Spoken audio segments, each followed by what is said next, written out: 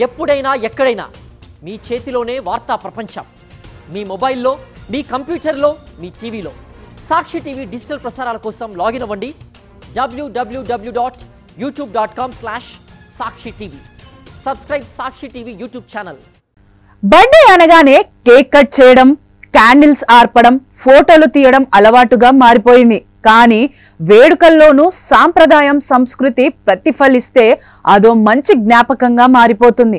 తాజాగా సోషల్ మీడియాలో వైరల్ అవుతున్న ఓ వీడియో ఆకట్టుకుంటోంది. ఓ చిన్నారి తన పుట్టినరోజు సందర్భంగా కొవ్వొత్తితో వెలుగుతున్న కేకును హారతి పళ్ళెం అనుకుంది. అందులోని కొవ్వొత్తి దీపంలా కనబడడంతో దాన్ని ఆర్పడం బదులు 2 చేతులు జోడించి ప్రార్థన చేసింది.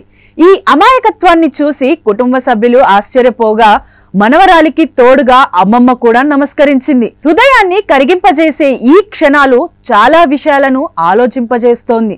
పిల్లలు తమ చుట్టూ ఉన్న వారి నుంచే నేర్చుకుంటారు.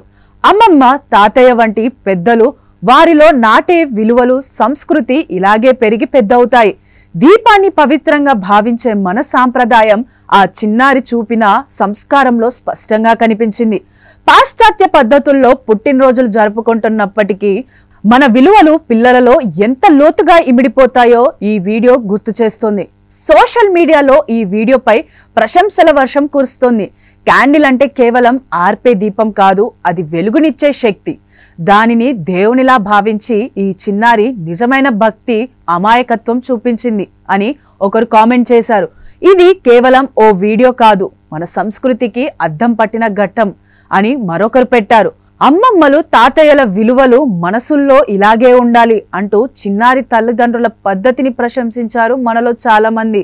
ఇలాంటి వేడుకల్ని కేవలం ఓ పార్టీగా, గ్లామర్ గా భావిస్తాం. కానీ ఈ పాప పుట్టిన రోజునే పూజలా మార్చి చూపించింది అంటూ కామెంట్లు పెడుతున్నారు.